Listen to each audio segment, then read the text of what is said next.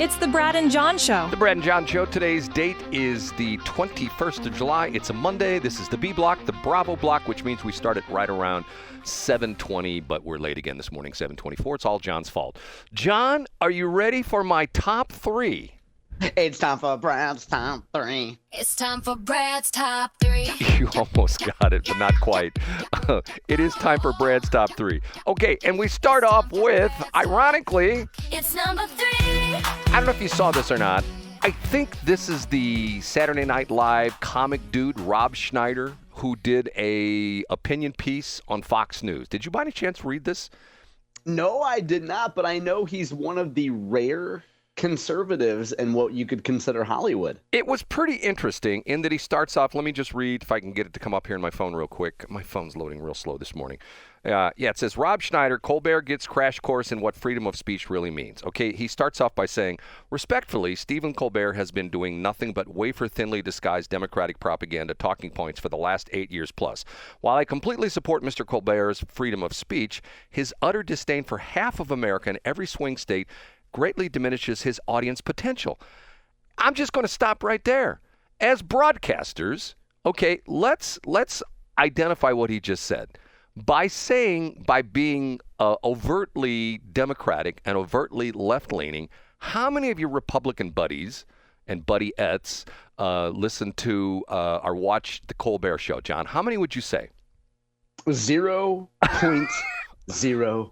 Okay, so there's a thing that we used to call broadcasting, and what that meant, not that you were talking to women, but you were Brad, come on. I'm so glad you made that punchline because I was about to. Go ahead.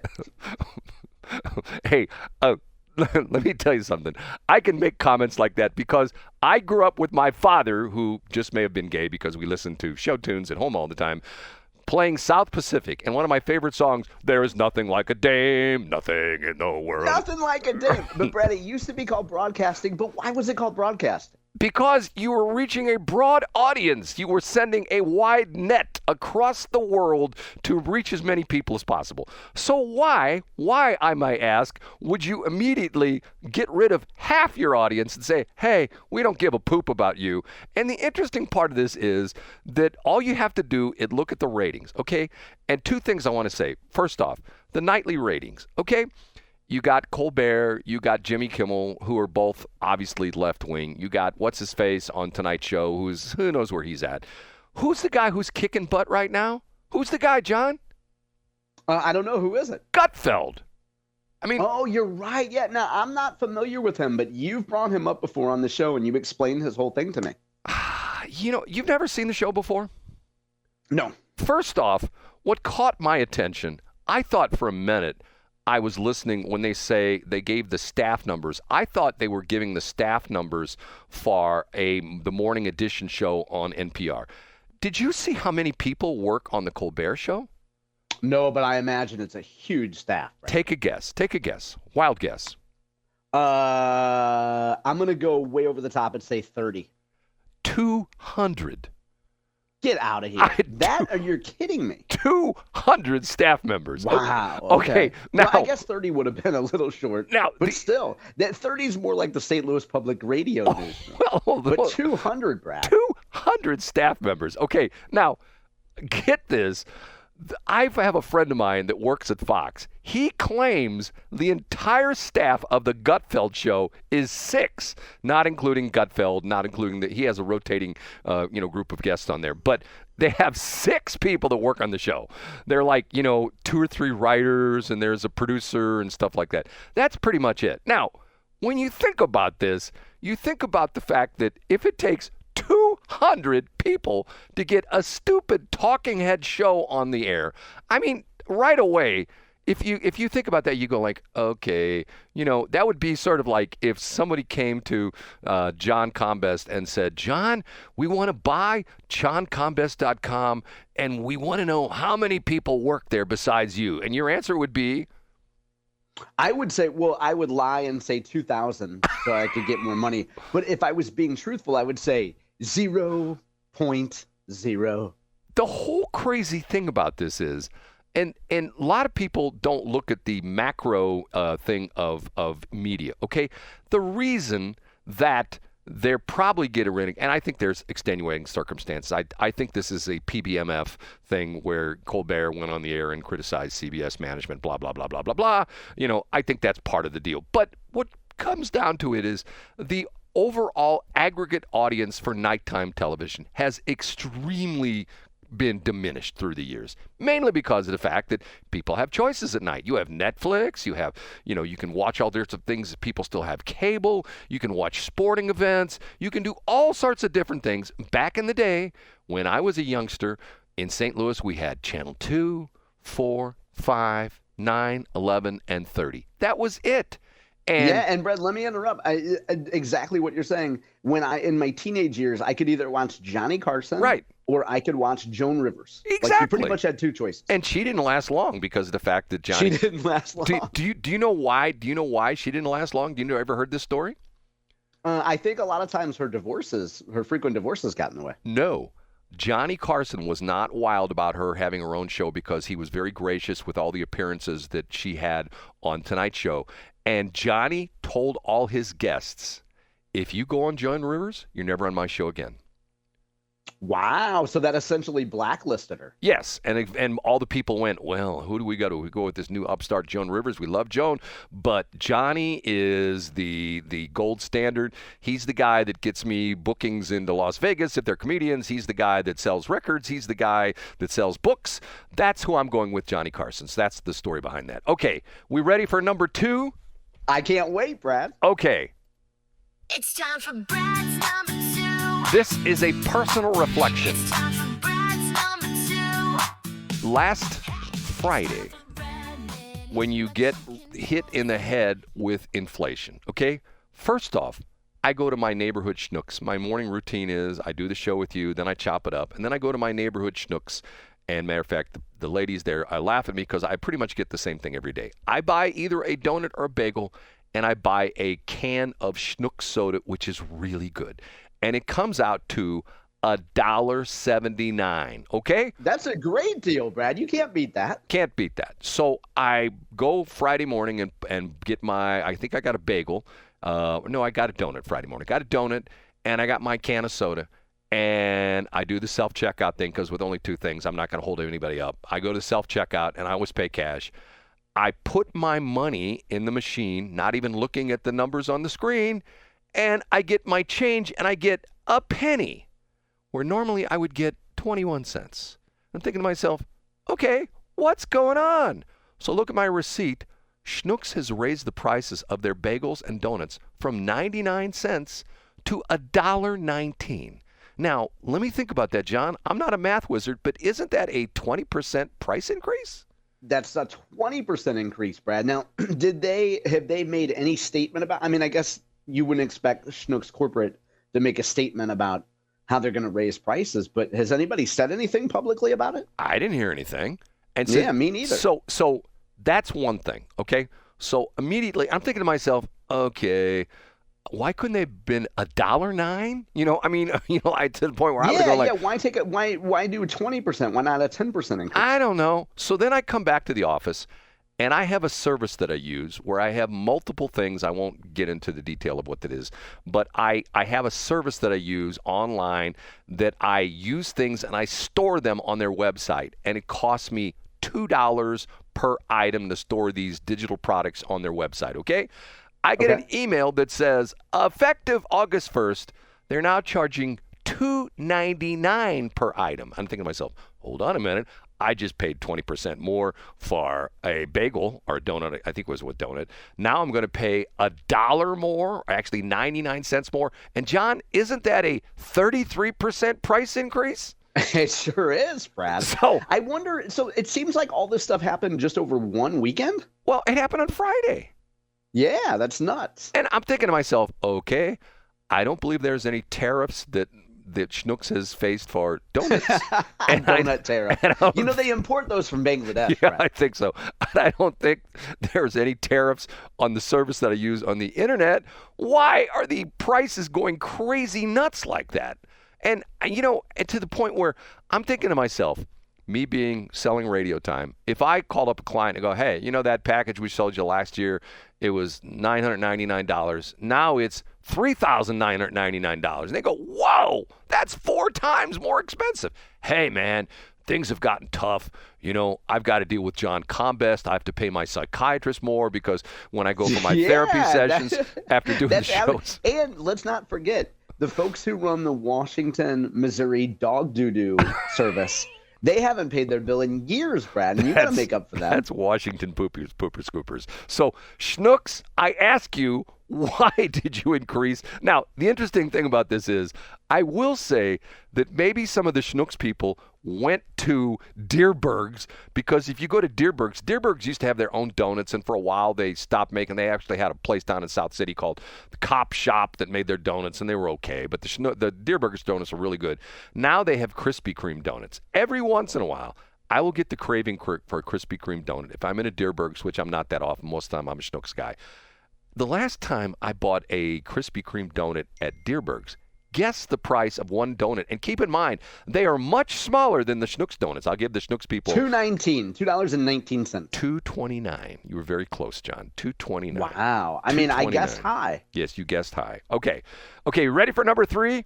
Oh, I can't wait, Brad. Give it to me. This is going to be groundbreaking. Ready? And now, Ready. Big Finish, Brad's number. It is my number 1. My number 1, John. Brad's big finish. All right, my big finish. And this is going to be something we've never done before. This is going to be an audio number 1. Are you ready? I'm ready. I can't wait. John, I'm going to ask you to maybe take your headphones off because I'm going to blast. Yep, they're backed up. I'm going to blast this down the line. To you ready, John? I'm ready. Here's my number 1. My name is Jess Luther, and I'm the interim general manager at St. Louis Public Radio. We are navigating an unprecedented attack on public media, and it's an attack on the truth, those who report on it and listeners who seek it. STLPR has been St. Louis's reliable source for public service journalism for more than half a century. We are resilient, just like the region we serve.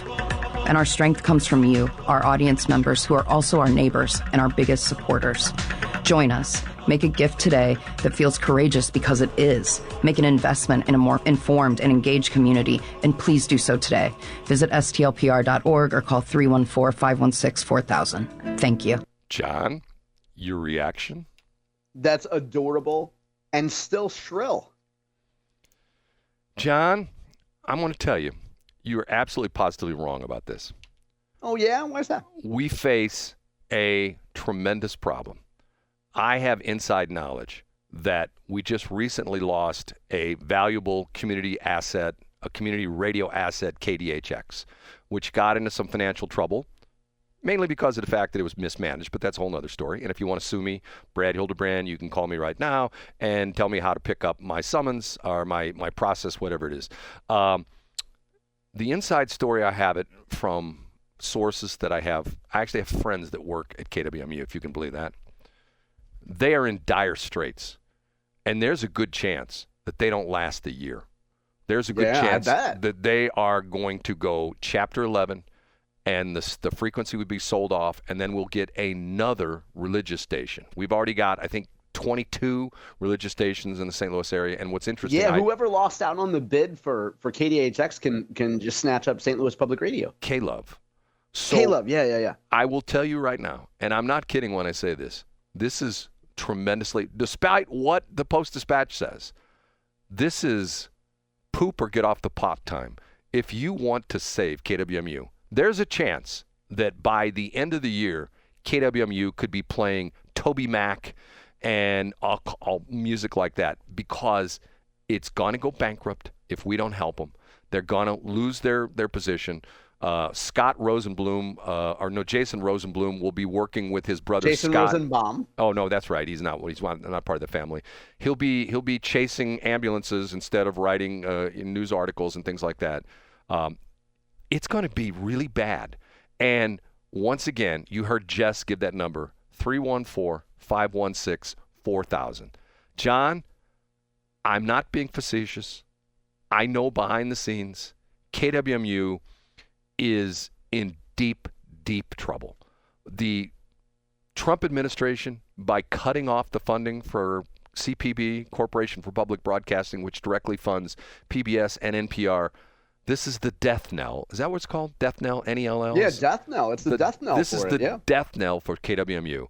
And unless people like you and me, John, and I know you're probably getting your credit card out right now, and you're getting ready to give those 16 digits plus your expiration date plus your CVC number or CCV, whatever the hell it is, on the back of your card to the people that are answering the phone at 516-4000. Unless we move quickly, we could face a world without St. Louis Public Radio. John, I can't be any more serious about this. Well, here's the thing. First of all, my credit card is already loaded in there because I give so frequently. It auto-populates on the public radio website. And I have a collection of scarves, tote bags, and coffee mugs to prove it. And yeah, I mean, it's nothing if not crippling. Brad, I was kind of hoping that the culmination of your big finish there would be you calling and actually donating to St. Louis Public Radio while we were on the air. You want me to give him a call?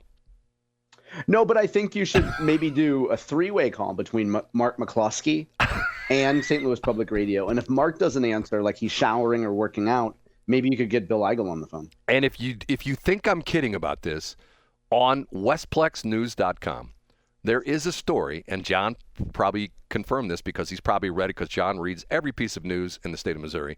There's a story from the Missouri Independent chronicling what every public TV and radio station across the state of Missouri are doing. Are you familiar with that story, John? Yeah, I'm pretty sure that I linked to it over the weekend like I do every Missouri Independent story. Okay.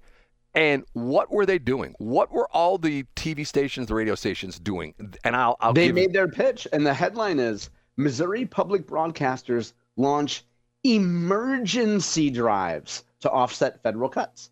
And once again, that's not me. That's Missouri Independent. I'm telling you, if you think I'm kidding, I'm not. Today is the 21st of July. Unless we move quickly, by December 25th, you could tune to 90.7 and hear Toby Mac and Jars of Clay and things like that. And Jars of Clay. That's a group, John. And I remember them. They sang the song Flood, yes. And there will be no more Morning Edition, no more Diane Reams. Oh, she's gone anyway. No more 1A, no more Elaine Cha talking about unicorn fart dust. No more little tiny woman who sounds like she's 6 feet tall. What's her name again? Terry Gross. No more. Yeah, Terry Gross. No more international stuff from that guy. I can never understand what the hell he's saying. No more All Things Considered. No more things like that for NPR. No more BBC Newsroom from 10 o'clock at night till 5 o'clock in the morning. It will all be CCM. And you know what CCM stands for, John? Christian something music. Christian contemporary music. Contemporary Christian music. I'm not kidding. I wouldn't exaggerate this. I would never. It's not April 1st. I'm not making fun of this. We have too many religious stations in St. Louis. We don't need another one. We don't need another outlet for all the Christian people who have put the bumper stickers in their cars and drive like crazy people down the highways. We don't need that. So please, 314-516-4000, John.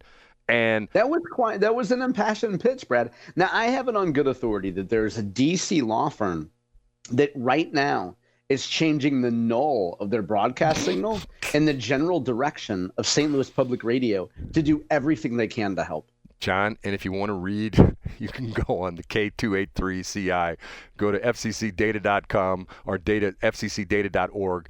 Go to K283CI, Charlie India, and go down to the bottom and look at my latest pleading, which showed up Saturday morning. So, I'm going to go there while we're on commercial break, Brad. I am personally fighting religious radio one step at a time. And I'm lockstep with the KWMU people. We have too many religious stations. The Lutherans alone have 5. We don't need all those stations. Okay, John, ready for C Block? I can't wait, Brad. It's coming up.